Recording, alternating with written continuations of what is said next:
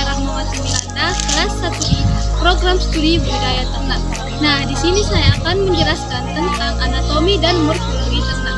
Selamat menyaksikan. Organ-organ pencernaan pada unggas maupun ayam, yaitu yang pertama adalah paru. Paru merupakan mulut bagi unggas yang merupakan rahang bawah dan rahang atas yang menanduk.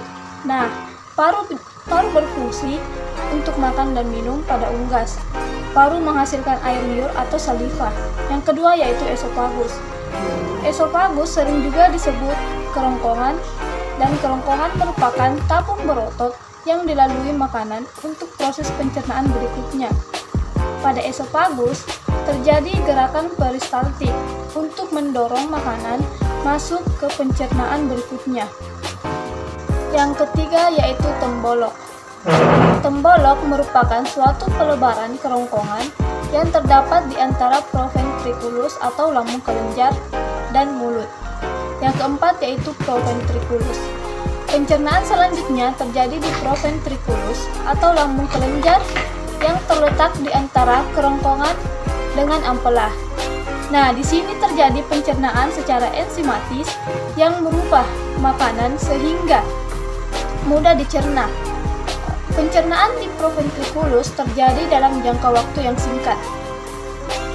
Yang kelima yaitu ampela. Setelah dicerna di proventriculus, makanan masuk ke dalam ampela. Ampela biasa juga disebut dengan perut otot. Nah, ampela memiliki otot yang kuat dan permukaan yang tebal. Di sini terjadi pencernaan secara mekanik. Makanan akan digiling dengan bantuan batu-batu kecil yang sebelumnya dimakan oleh unggas maupun ayam sehingga makanan berukuran lebih halus lagi. Nah, yang keenam yaitu usus kecil. Setelah dicerna di ampela, makanan masuk ke dalam usus kecil atau duodenum, jejunum, dan ileum. Mukosa usus halus berfungsi untuk menggerakkan makanan dan memperluas permukaan untuk menyerap sari-sari makanan oleh fili-fili pada dinding usus. Yang ketujuh, usus buntu atau sesum. Nah, unggas memiliki dua saluran usus buntu atau yang disebut sesum. Pencernaan juga terjadi sedikit pada usus buntu atau sesum. Saluran pencernaan ini terjadi pencernaan karbohidrat, protein, dan absorpsi air. Yang kedelapan yaitu usus besar. Pencernaan selanjutnya terjadi pada usus besar. Ukuran usus besar memiliki diameter 2 kali usus halus. Usus besar berfungsi merombak sisa-sisa pakan yang tidak tercerna menjadi feses.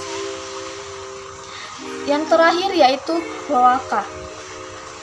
Proses pencernaan terakhir terjadi pada kloaka, yang merupakan tempat pengeluaran sisa-sisa atau ampas dari pencernaan atau feses dan urin. Setelah makanan selesai dicerna, sisa-sisa makanan atau feses akan dikeluarkan melalui kloaka. Urin akan dikeluarkan bersama fesesnya.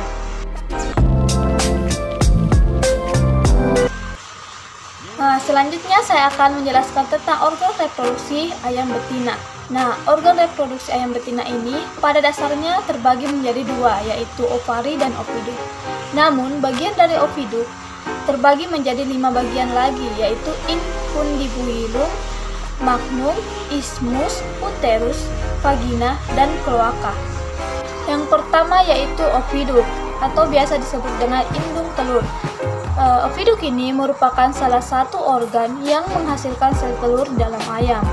Oviduk memiliki peran untuk menghasilkan sel telur yang sudah dibawahi oleh spermatozoa untuk menghasilkan telur.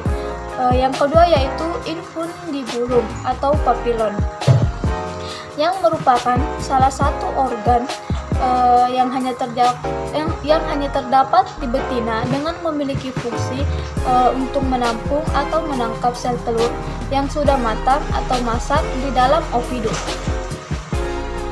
Yang ketiga yaitu magnum. Magnum merupakan organ lanjutan dari infundibulum dengan memiliki fungsi dan peran, yaitu untuk membentuk putih telur yang dihasilkan oleh infundibulum dan oviduk selama 3-4 jam. Yang keempat yaitu ismus, yang merupakan organ lanjutan dari magnum. Setelah pembentukan putih telur, dilanjutkan dengan pembentukan selaput telur. Fungsi dari ismus yaitu dapat memisahkan putih telur dengan kuning telur selama 1-2 jam, tergantung dengan umur dan juga tingkat kesetresan ayam. Yang kelima yaitu uterus. Nah, uterus merupakan organ lanjutan dari ismus. Setelah terjadi pembentukan selaput telur dan juga pemisahan kuning dan putih telur, dilanjutkan kembali dengan pembentukan kerabang telur. Pembentukan kerabang telur terjadi selama 20 jam. Yang keenam yaitu vagina. Vagina merupakan salah satu organ yang tidak melakukan sekresi dalam pembentukan telur, kecuali dalam pembentukan kutikula. Vagina berfungsi hanya tempat lintasan telur dan juga lintasan urin serta feses. Yang terakhir yaitu kloaka. Nah, kloaka merupakan organ akhir di dalam reproduksi ayam. Organ ini juga merupakan organ tempat pengeluaran telur yang sudah jadi dalam tubuh ayam. Nah, selanjutnya yaitu organ-organ respirasi pada unggas maupun ayam. Yang pertama yaitu nares anteriores atau biasa disebut dengan lubang hidung, yang memiliki jumlah sepasang, terdapat pada pangkal rostrum bagian dorsal. Yang kedua yaitu nares posteriores, yang memiliki jumlah 1 buah, terletak pada bagian tengah.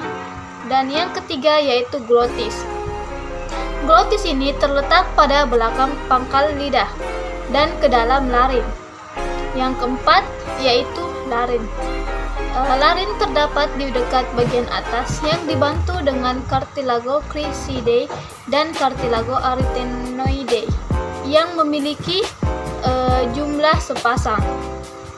Yang kelima yaitu trachea, adalah lanjutan dari larin ke arah kaudal.